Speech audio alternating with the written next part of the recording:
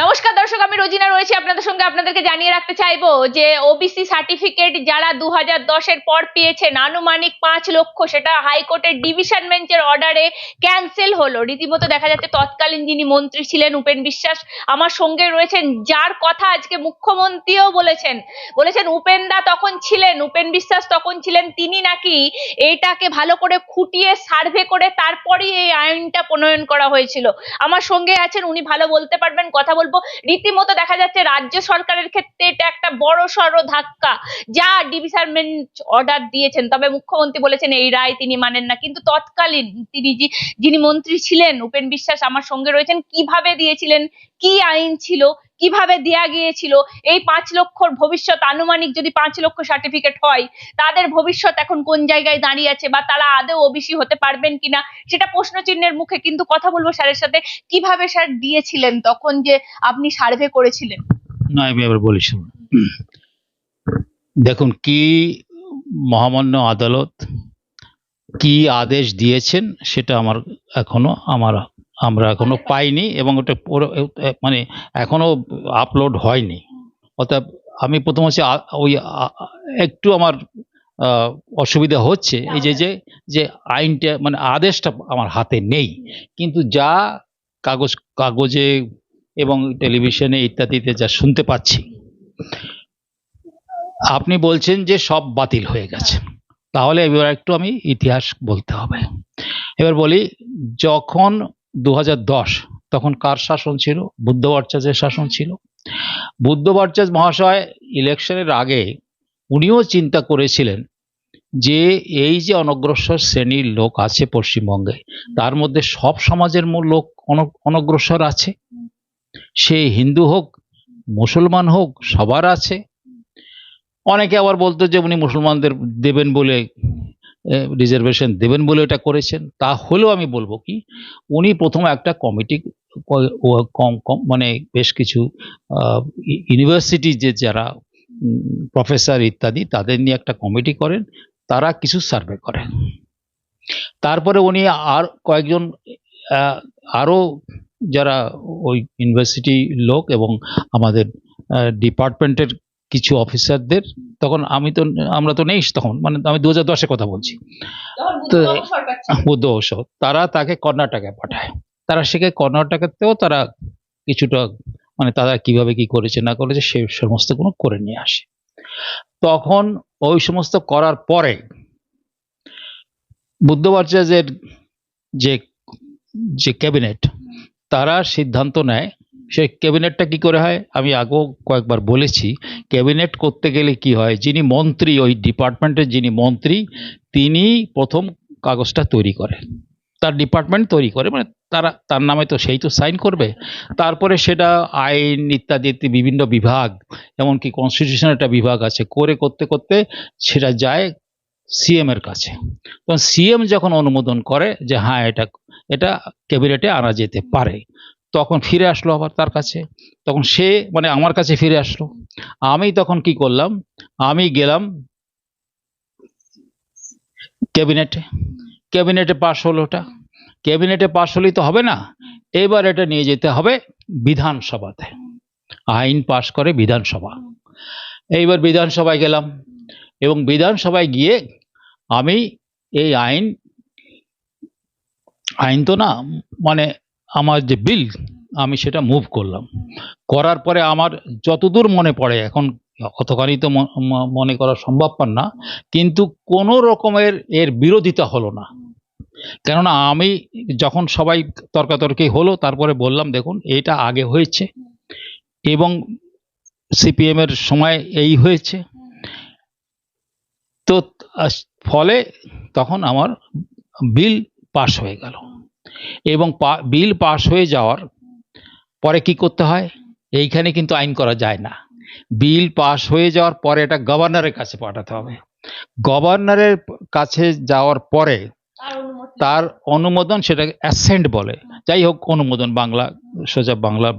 আসলে আমাদের বাঙালিরা যদি না বুঝতে পারে তাহলে ইংরেজি করে তো কোনো সুবিধা হয় না। তাই এইসব সব খুদে আংরেজ, আলকাতরার আংরেজ আর কি আমরা বলি, যে আমাদের কালো রং তো আমরা ইংরেজ তো আলকাতরার, আমরা বলতাম আলকাতরার সাহেব। তো আমরা আলকাতরার সাহেব বলে তো বুঝলে হবে না, সাধারণ মানুষ বুঝতে হবে। তাহলে ওর অনুমোদন দরকার। ওর অনুমোদন হয়ে গেল। এইবার অনুমোদনের পরে আবার সেটা মানে ডিপার্টমেন্টে তাহলে আসলো, ডিপার্টমেন্টে আসলো। এইবার কারা এইটাকে সার্টিফিকেট দেবে? কে এই সার্টিফিকেট দেবে? নিয়ম অনুযায়ী এই যে কোনো সারা ভারতবর্ষের সার্টিফিকেট দেওয়ার ক্ষমতা দেওয়া হয়েছে কার কাছে? এসডিওর কাছে। এসডিও, সাব ডিভিশনাল অফিসার, তারপরে ডিএম থাকবে, তারপরে তদারকি করবে, কিন্তু সার্টিফিকেটটা কিন্তু এসডিওর সিগনেচারে যাবে। তাহলে কি দাঁড়াচ্ছে যে ওই যে এবারে আসছি বুদ্ধ বর্ষের সময় যে আইনটা তারা করে অ্যাসেম্বলিতে পাশ করলো, করে গভর্নরের কাছে দিল, কিন্তু গভর্নর পাশ করলো না। তার মানে কোনো আইন নাই। তারা কোনো আইন, আমরা যখন এলাম তখন এই বিষয়ে কোনো আইন না। তাহলে কিছুটা সে কি করে দিয়েছিল? ওটা সরকারি একটা অ্যাডমিনিস্ট্রেটিভ অর্ডার, মানে সরকারের একটা অর্ডার দিয়ে সেটা করা হয়েছিল। তার মানে তার কোনো আইনগত অনুমতি নেই। ওটা ভাবছিল যে আমাদের ওটা এসে যাবে, মানে গভর্নরের মতামত এসে যাবে, তাহলে কোনো ঝামেলা হবে না। কিন্তু আমি বলবো কি, যে কাজটা মধ্যপ্রাচ্যের মানে গভর্নমেন্ট, তারা এই যে হোমওয়ার্কটা করে গেল, কিছুটা স্টাডি করা হলো, কিছু সার্ভে করা হলো, আমি কি করলাম সেটা স্টাডি করলাম যে ওরা কিভাবে করেছে, ওর মধ্যে কি করেছে। তাহলে এইবারে বলবো যে ওই যেভাবে ওখানেও করা হয়েছিল, মানে যে পদ্ধতিতে ঠিক করা হয়েছিল যে কে ওবিসিতে যাবে, ওবিসি এ ওবিসি বিতে যাবে, কিভাবে করা হয়েছিল, সেই যে পদ্ধতিটা মোটামুটি একই। কিরকম পদ্ধতিটা, এবারে কে করবে সেটাও একটু ভালো করে বোঝানো দরকার। কেউ ওবিসি হতে চাইলে, ধরে নিলাম আমি একটা কমিউনিটি, আমি ধরে নিলাম কথার কথা বলছি, যে আমি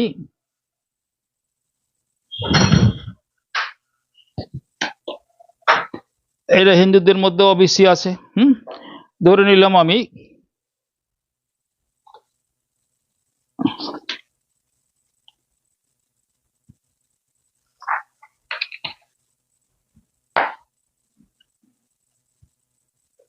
একটি কমিউনিটি,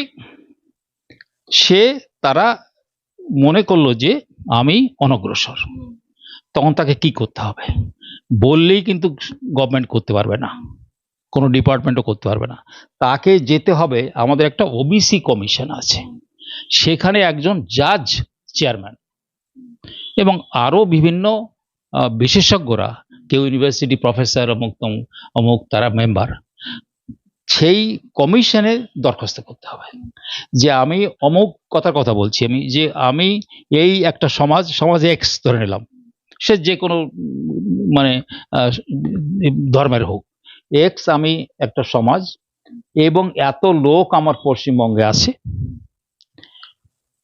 এবং মোটামুটি আমি তো আর সেন্সাস করতে পারি না, তো আর এত আছে, আর তারা গরিব মানুষ, আমরা ওবিসি হতে চাই, ওবিসির মধ্যে ভুক্ত হতে চাই। তখন এই কমিশন তাদের যে সমস্ত মানে যে ক্রাইটেরিয়া, সেইটা দিয়ে সেই সমস্ত যারা প্রফেসর অমুক তমুক আছে, তারা ওই ফিল্ডে গিয়ে তারা এনকোয়ারি করবে।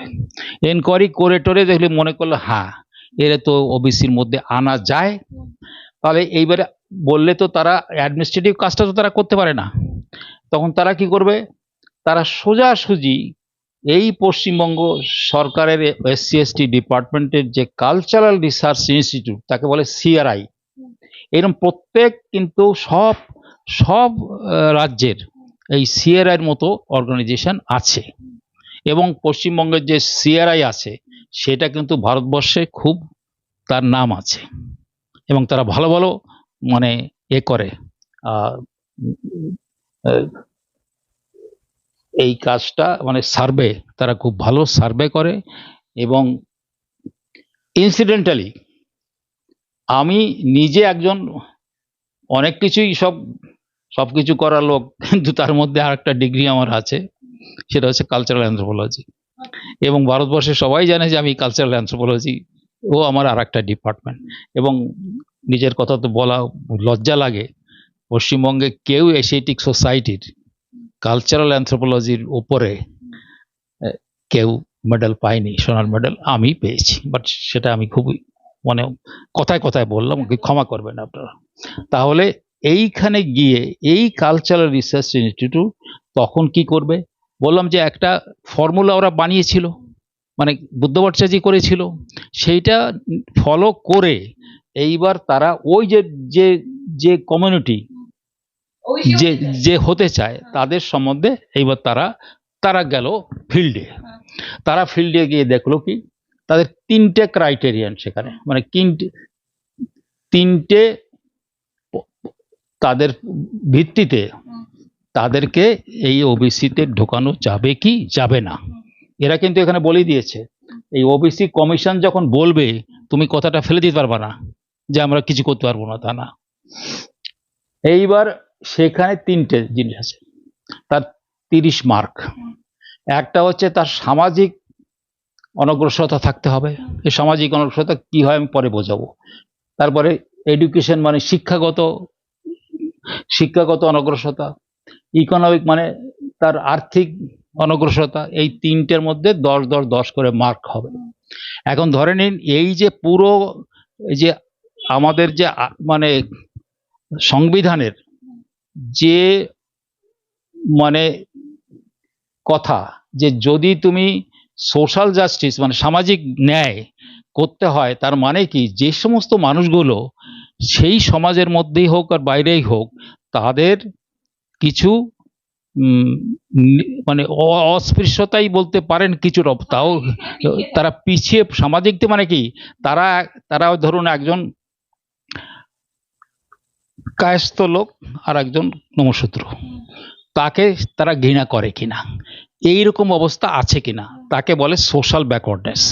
এমনকি আমি মুসলমানদের কথা বলছি, মুসলমানদের যারা উপরের দিকে আছে, এই যে সমস্ত টাইটেল দেখেই বোঝা যায়, তারা আর জোলা আবার এমন এমন টাইটেল আছে যে তাদের মধ্যেও দেখা যাচ্ছে কি, যে মুসলমানদের মধ্যেও দেখা যাচ্ছে কি যে কেউ অনগ্রসরতা মানে এই সোশ্যাল ইনজাস্টিসে মানে সামাজিক অস্পৃশ্যতা বলবো না, সামাজিক অন্যায় তে তারা ভোগে। যেরকম জোলা আর একজন আমি বলবো কি সৈয়দ, তার সাথে বিয়ে হয় না, বিয়ে করে না, কথা বাজে কথা বললে মানে প্রেম করে তার হয় না, যেরকম এখানেও তাই। তো এইবারে কি এই 10 করে মার্ক। এখন দেখা গেল কি একজন লোক, তারা এই এক্স, আমি তো বলে যেমন এক্স সমাজ, তারা হতে চাইলো ইকোনমিক, দেখা গেল তারা বেশ ব্যাকওয়ার্ড, 10-এর মধ্যে 8 পেল। আবার এডুকেশনেও দেখা গেল বেশ ব্যাকওয়ার্ড, কিন্তু যদি দেখা যায় সামাজিক ব্যাকওয়ার্ডনেসে সে 0, তাহলে সে পাবে না।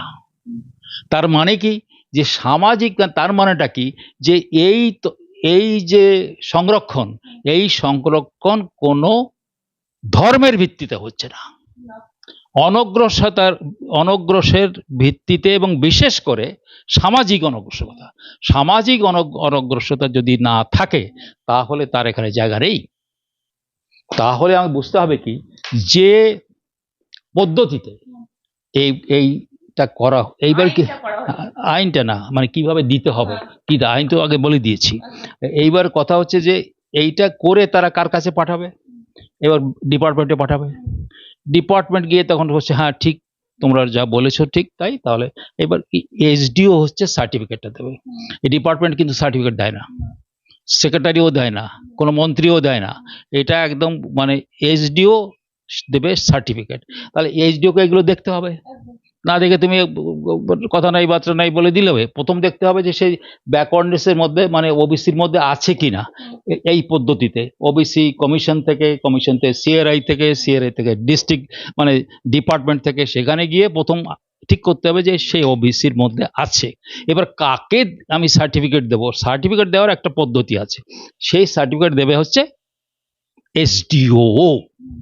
এখন এসডিও যদি কাউকে মানে দেখা গেলো যে সে সত্যিকারে অনগ্রসর না, তাহলে তো সেটাকে বলবো দুর্নীতি, যেরকম এই চুরিচামারি হচ্ছে চাকরি ক্ষেত্রেও, সে চাকরি ক্ষেত্রে এখানেও হয়েছে। অনেকেও আমি জানি যে অনেকে ওবিসি না বা ওবিসি রয়েছে, তবু সে এসটি সার্টিফিকেট বার করে নিয়েছে। সে কথা আরেকদিন বলা যাবে। না আমি বলছি স্যার একটা জিনিস, এখন তো এই 5 না, লক্ষ এইবারে প্রশ্ন বলি যে চিহ্নের মুখে এইবার যে অর্ডারটা হয়েছে আমি যা শুনছি, আমি কিন্তু এইখানে বলছি যদি এই অর্ডার হয়ে থাকে তাহলে আমি মানতে রাজি না, তাহলে আমি একমত নই। কেননা এইভাবে চুলচিরা ভাবে কোনো রাজ্য কোনো আমি আর একটা কথা বলি, সাধারণত প্রথমেই যখনই এই ওবিসি নিয়ে কিছু করতে যাওয়া হয় তাহলে এক একটা কেস হয়েই যায়। আজ পর্যন্ত আমি সেই 2011 কি 12 সালে বোধহয় এটা পাসটা হয়েছিল, 11তে বোধহয় করতে পারিনি, আমার এখন ঠিক মনে করতে পারবো না, 11 দিকে শেষ বা 12। তাহলে আমাদেরই হচ্ছে কোনো জায়গায় এটা কোনো সুপ্রিম কোর্টে যায়নি, হাইকোর্টে যায়নি। এইটা কিভাবে ওখানে আসলো, কিভাবে এটা উনি অর্ডার দিয়েছেন যে সেই আগের যারা ছিল তাদের আইন মতো তারা যারা পেয়েছে, প্রথম আইনই নাই, প্রথম নাম্বার ওয়ান আমি বলতে চাচ্ছি যে কোনো আইন নাই, কোনো আইন নেই, সেখানে আছে শুধু সরকারি একটা অর্ডার, এবং আইন করতে চেয়েছিল সেই সরকার। এবং অ্যাসেম্বলিতে আমি আগেই বলেছি অ্যাসেম্বলিতে পাশও করানো হয়েছিল, কিন্তু গভর্নরের কাছে যখন গিয়েছে তারা থাকতে তারা কোনো রকমের কোনো অনুমতি পায়নি। এবং আমিও অপেক্ষা করেছিলাম, বেশ কিছুদিন ধরে আমি মমতা ব্যানার্জিকেও মমতা বলি বোন, তো আমি মমতা আমাকে অনেকদিন বলছি উপেন্দা তাড়াতাড়ি করেন বলে রাখো আমি দেখি। তখন আমি দেখতে চাচ্ছিলাম ওই যে আগে যে বুদ্ধ হয়ে পাঠিয়েছিল, যদি ওখান থেকে পাশ হয়ে আসে তাহলে আমার আর দরকার হয় না, কিন্তু দেখা গেল যে ওটা আর আসলো না, তখনই আমি এটা করলাম। পাস হয়নি, কোনো আইন নেই, there is no law। না, এটা একদম মানতে রাজি না, এটার সাথে আমি একমত নই। আমি বলছি যে একটা কথা স্যার, দুর্নীতি হতে পারে, সেক্ষেত্রে বাছাই করতে হবে, কিন্তু পুরোটা ক্যান্সেল হতে পারে। এবং আমি জানি যে দুর্নীতি যে কোথাও কিছু জায়গায় হয়েছে, সেটা আমি এই ক্ষেত্রে বলবো না, কিন্তু আমি এসসি এসটি সার্টিফিকেটের আমি দেখেছি দুর্নীতি তার মধ্যে আছে, এবং তা নিয়েও সিবিআই সার্ভে রয়েছে। কিন্তু এবার আমি কথা বলি যে আমি বলি কি, আমাকে কিন্তু এই সরকার, আমার বোন মমতা ব্যানার্জির সরকার, আমাদের এই চিফ জাস্টিসের কাছে, মহামান্য চিফ জাস্টিসের কোর্টে আনুষ্ঠানিকভাবে বলা হয়েছে আমি এই সরকারের বিরুদ্ধে। কিন্তু এই কথা ব্যাপারে এইটা বলছি আমি কি, যে এই ব্যাপারে আমি সম্পূর্ণভাবে আমার বোনের যে সরকার তার সাথে একমত।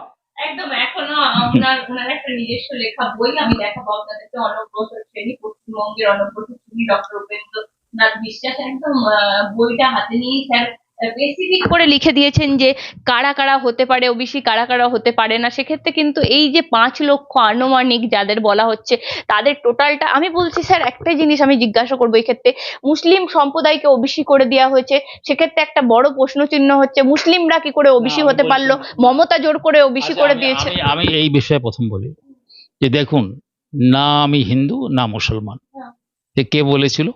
কবির। না হিন্দু না মুসলমান, ঠিক তো? ঠিক বলছি তো? উপেন বিশ্বেরও তাই, না হিন্দু না মুসলিম, না হিন্দু না মুসলিম, আমি হচ্ছে বুদ্ধিস্ট। অতএব এইখানে মুসলমানরা কি পেল, হিন্দুরা কি পেল, তাতে আমি কোনো রকমেতে বুদ্ধিস্ট হিসাবে আমি কোনো রকমের ইন্টারেস্টেড না। কিন্তু একটা কথা আছে, কারা অনগ্রসর সেটা তো ঠিক করতে হবে। এই অনগ্রসর হিন্দুদের মধ্যেও আছে। এসসি এসটিটা বাদ দিতে হবে, সেটা তো অন্য ব্যাপার। এসসি এসটির অস্পৃশ্যতা ভোগে বলেই তাদের আলাদা করে করা হয়েছে। তাহলে অনগ্রসর যখন এই কথাটা আমি বলি, তাহলে কি করে আমি বলবো যে মুসলমানদের মধ্যে কোনো অনগ্রসর নেই? আজকে যদি কেউ রাস্তায় গিয়ে দেখে, আমি বলবো ওই রাস্তায় যদি কেউ গিয়ে সে উনি রাজনৈতিক কি মানে পার্টির কি বলে ভোটের জন্য করে, সেটা অন্য জিনিস। কারণ আমাকে তো বলেছিল বন্ধু, আমি ভোটের কথা ওদের প্রতিশ্রুতি দিয়েছিলাম, আমার ভাই দেখো ওই আমি হিসাবে আমি করতে পারবো না। মানে ধর্মের ভিত্তিতে আমি কোনো রিজার্ভেশনের প্রপোজাল আমি দিতে পারবো না, যে মুসলমান অতএব এদের দেওয়া তো পারবো না। কিন্তু আমি যদি বলি যে পশ্চিমবঙ্গে গরিব কারা, এসসি এসটিটা গরিব, তারপরে গরিব কারা, ওরা তো যেহেতু মুসলমানরা কোনো মানে অফিসিয়ালি তাদের কোনো কাস্ট নাই, তাই তো। মানে একটা যখন কেউ মসজিদে আজান দিতে যায়, সরি কি বলে ওই তোমরা যেটা না, যখন নামাজ করতে যাও, সেই নামাজ করতে যখন যাও তখন কাউকে বলা হয় না যে তোকে করতে দেওয়া হবে না, সবাই সমান। সেখানে সবাই সমান, কিন্তু এই কথাটা তো মানতে হবে যে পশ্চিমবঙ্গে বহু মুসলমান অনগ্রসর কিনা, তাই বলো। তো তাহলে আমার যদি এই যে মানদণ্ড, এই মানদণ্ডতে আমি দেখি যে এত আমাদের কত 27% হচ্ছে মানে অফিসিয়াল 2011 সেন্সাসে হচ্ছে মুসলমান হচ্ছে 27%। তাহলে 27% লোক, তারা কিন্তু ওর মধ্যে 2-4% মানে পার্সেন্ট হবে না, কোনো পার্সেন্টেজ করা যাবে না যে যারা অনগ্রসর নয়। ওদের 99%ই অনগ্রসর। এবং আজকে আমি বলি এই 99% আমি থাকতে মন্ত্রী থাকতেই প্রায় 99%, 98 পয়েন্ট সামথিং, তারা সবই অনগ্রসর শ্রেণীর মধ্যে, এই ওবিসির মধ্যে তাদেরকে মানে ঢুকে গেছেও, মানে এই সার্ভে করে যে প্রসেসটা যেটা বললাম তার মধ্যে। তা আমি বলবো কি, এই একটা মস্ত বড় মানে বিপ্লব এই সরকার আমি মানে করেছি। দেখুন এই সরকারের এখন প্রশ্ন চিহ্নের মুখে, দেখুন আপনি ওইটার সঙ্গে বলবো আপনার এই চাকরি দুর্নীতি বা কয়লা এর মধ্যে ফেলবেন না, কিন্তু এর মধ্যেও দুর্নীতি থাকতে পারবে। যারা করার দরকার ছিল তারা করে নাই, মানে যার সার্টিফিকেটটা পাওয়া উচিত ছিল তার পায় নাই, আরেকজনকে পেয়েছে, সেটা অন্য কথা আমি বলছি। কিন্তু যেভাবে আমরা এই আইনটা করেছি, প্রথম হচ্ছে ওদের কোনো আইনই নেই, আইন ছিল না, বুদ্ধ ভট্টাচার্যের কোনো আইন ছিল না। শেষ আমি আরেকবার বলি, সে তো একটা অ্যাডমিনিস্ট্রেটিভ অর্ডার, মানে সরকারি অর্ডার দিয়ে ওইটুকুন করছিল, কিন্তু তার ওনার উদ্দেশ্য একই, আমরা যেরকম উদ্দেশ্য সেই উদ্দেশ্য আমাদেরও একই উদ্দেশ্য। এইবার আসলো যে তার আইন পাশ করেছিল বিধানসভাতে, কিন্তু সেই আইনটা গভর্নরের অনুমতি হয়নি, অতএব কোনো দ্যার ইজ নো ল। অতএব বুদ্ধ ভট্টাচার্যের সময় আইন ছিল, এটা সম্পূর্ণ ভুল কথা।